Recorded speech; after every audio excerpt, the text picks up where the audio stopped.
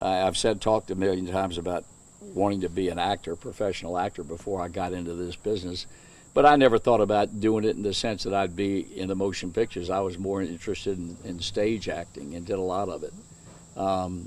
But in terms of this, if somebody had told me when I came here in 1974 that in 2020 they would debut a documentary in your career, I'd look at them like they had three heads. I'd have never believed that. I've had a great career, and I've been blessed in everything that's happened and every decision I've had to make that ultimately kept me in Cincinnati for all this time. But I never dreamed that anybody would have any interest in doing a documentary. I never thought about it, so I never worried about it because it never crossed my mind until he came to me and with the concept to see what I felt about it and what Amanda felt about it. And at the end of the day, thank God he was a Reds fan, and he approved of my work, that he thought enough of me to do what he's done. And I'm forever indebted to him for what he's done, and I think it's going to be an incredible couple of hours. When you saw the trailer, did it bring back any memories? I mean, the trailer actually has some of your more iconic calls.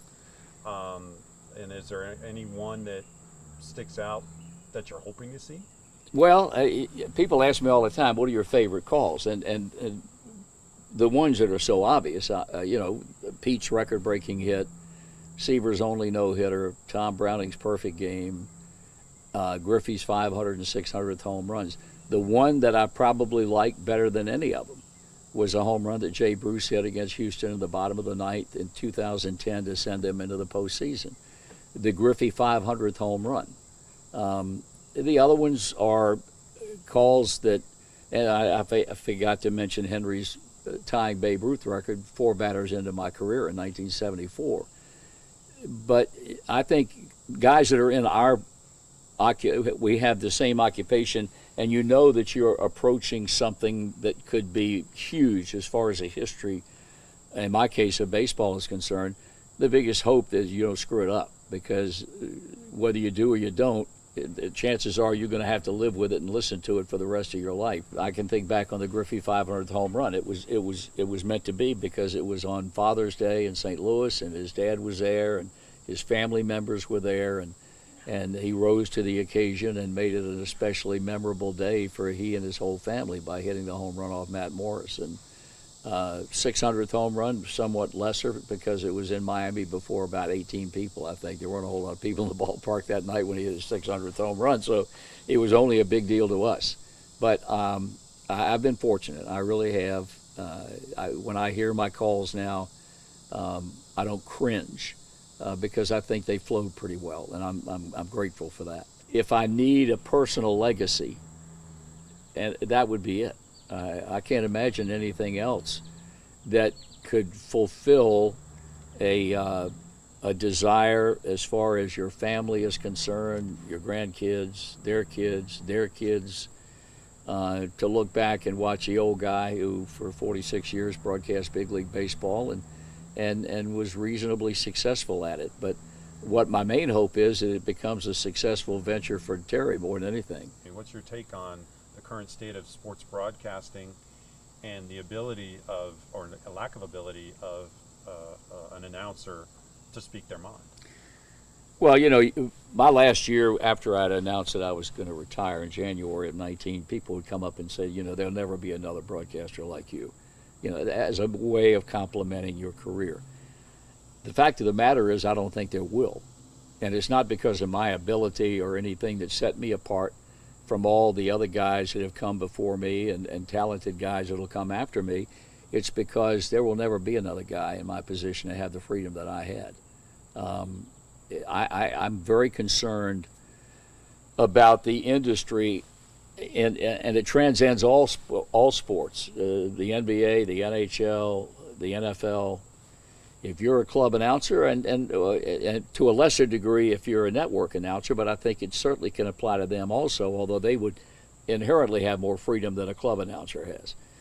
I think guys are going to have to measure every word that comes out of their mouths for fear of reprisal that the worst case scenario could lead them to lose their jobs.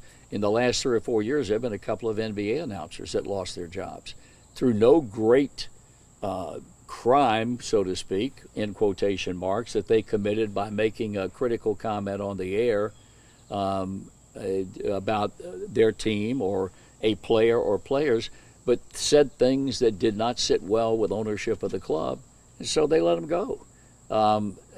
It really worries me that that can happen, and so I really believe that my position and the years and the freedom that I had here, and God bless the people that had to make the decision. They would cringe and they would bear it, but rarely ever was there an occasion when they called me in and say, "You either stop or you're putting your job in jeopardy." For one thing, I don't think I could get a job today, given the kind of reputation that I built over the years to broadcast baseball and broadcast it in a manner in which I felt needed to be done.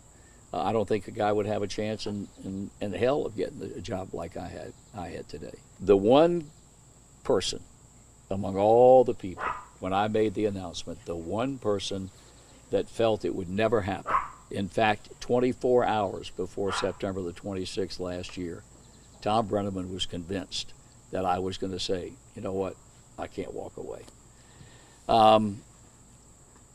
I have not missed 1 second of broadcasting baseball. And I don't want people to misunderstand. I don't want to give the mistaken impression that I'm saying that because of any dislike of the industry. I think the industry has a lot of problems. But I just felt like that there was another chapter in my life that I wanted to live. I know when Joe retired, he was physically unable to do a lot of the things that he wanted to do in retirement. That made a huge impression upon me.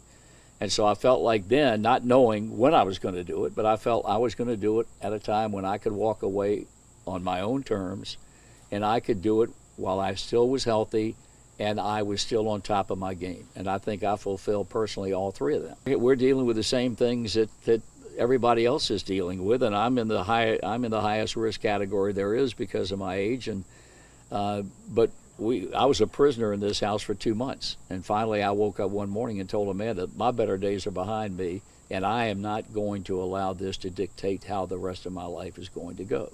So we get out, we do things. I wear the mask religiously. I honor the distancing thing. I do what I feel like I have to do, and hopefully we'll get a vaccine and we'll live happily ever after. But I don't know of another human alive who has 2 jukeboxes in their living room. I don't know anybody that has. I think it's the coolest thing in the world because we can turn all the lights out in the living room and turn those 2 things on, and they are pieces of furniture. They're works of art. And the 45 machine and a CD machine. And the 45 machine is loaded with records from the 50s and the 60s and some in the 70s, but most of it is the golden age of rock and roll when it first started, a lot of doo-wop music and things of that nature. And I've got, I don't know how many LPs I have. I was a real music aficionado, a lot of history dealing with the early days of rock and roll, especially the doo-wop groups, and we can turn that thing on and just hit the shuffle aspect of it, where you just pick up what you want to listen to, and we'll listen to it for hours. I love the machines, and I saw the first machine I can recollect. I was 7 years old, growing up in Portsmouth, Virginia, and I saw one, and I thought I was so amazed by it that I think subconsciously I said to myself, I'm going to have them one day. And Amanda gave it to me the last day of my career as a Reds radio announcer last year. It's the best gift that anybody's ever given me. And as I told you earlier, I liked it so much we just decided to buy another one. I don't think it's beyond the realm of possibility. I'd end up with a third one sometime down the road.